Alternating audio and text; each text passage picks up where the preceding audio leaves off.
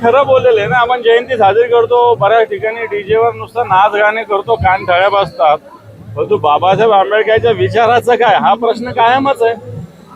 हा प्रश्न कायमच आहे. विशेषतः आंबेडकरी जनतेला अशा पद्धतीनं सगळी दिशाभूल करण्याचा प्रयत्न बरीच मंडळी आत्ताच्या घडीला करते. म्हणून आपण वेळीच सावध झालं पाहिजे. डॉक्टर बाबासाहेब आंबेडकरच्या विचाराची खऱ्या अर्थानं अंमलबजावणी करण्यासाठी प्रयत्न केले पाहिजे.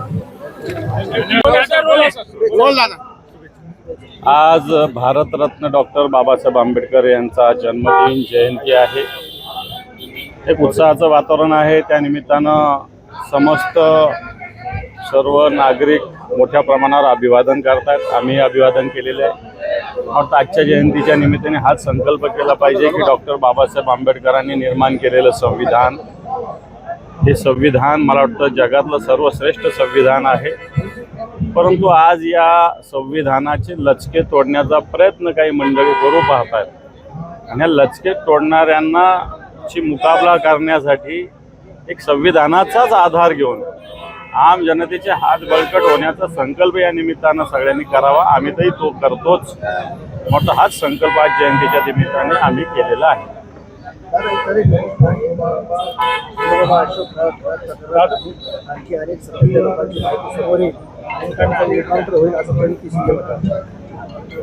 वाटतं हे आता वेगवेगळे लोक बोलतात आणि अशा पद्धतीने वेगवेगळ्या पद्धतीनं आरोप प्रत्यारोप करण्याचा एक फॅशन झाली असं शब्द वापरणार नाही मी.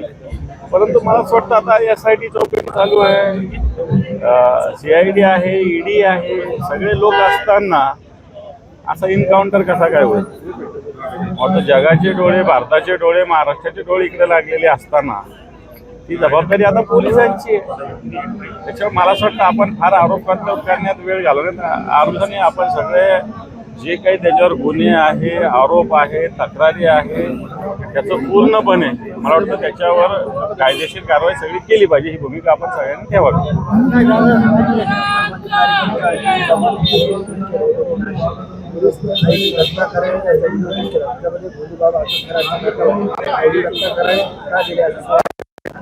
खरं आहे. अशा पद्धतीनं शासकीय अधिकाऱ्यांनी त्यातल्या त्यात IPS दर्जाचा अधिकाऱ्यांनी अशा पद्धतीने हे बाबा वगैरे भोंदू अशा पद्धतीने ठीक आहे. आता भोंदू आता उघड झालं म्हणून भोंदू, परंतु ऑलरेडी सुद्धा अशा पद्धतीने शासकीय अधिकाऱ्यांनी अशा याच्यात जाण्याची आवश्यकता नसते. शासकीय काय कोणीच जाऊ नये असं माझं स्पष्ट मत आहे. प्रतिभा चाकणकर आहेत, त्यांनी माझे खाते आहेत ते बनावट आहेत आणि सह्या सुद्धा बनावट आहेत. आम्हाला कोणती नोटीस आली नाही. मला असं वाटतं आता कोणताही ज्याच्यावर आरोप आहे ते लोक मी आरोपी नाही असं सांगत असतो.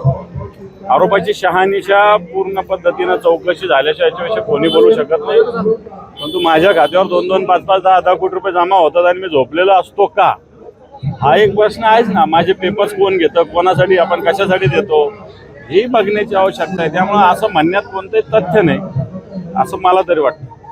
रोहित पवारांचं एक ट्विट होतं की या महिन्याच्या शेवटपर्यंत सत्तेतला एक मोठा पक्ष सत्तेतल्याच एका पक्षाची शिकार करणार आहे.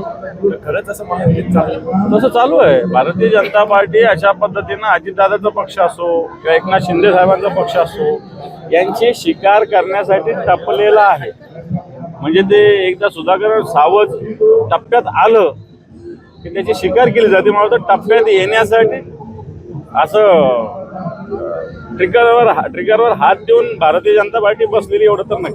आता मुंबईमध्ये एका लाईव्ह कॉन्सर्ट दरम्यान त्यांचा ड्रग्सच्या ओव्हरडोसमुळे मृत्यू झालेला आहे. कुठेतरी ड्रग्सच्या ओव्हरडोसमुळे पुन्हा एकदा गृहमंत्रालयात कुठेतरी अपयश समोर आलेलं आहे. काय सांगायला सगळ्याच गोष्टीला आपण गृह मंत्रालयाला बोलायचं. मला वाटतं आता ड्रग्स वगैरे एवढं रुटीन झालेलं आहे की आता कोणी सापडायचं आणि कसं सापडायचा हा प्रश्न झालेला आहे.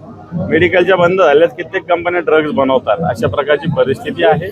परंतु अशा ड्रग्ज विक्रेते किंवा घेणारे यांच्यावर कोणत्याही प्रकारे कायद्याचा धाक राहिलेला नाही. हे सत्य आपण स्वीकारलं पाहिजे.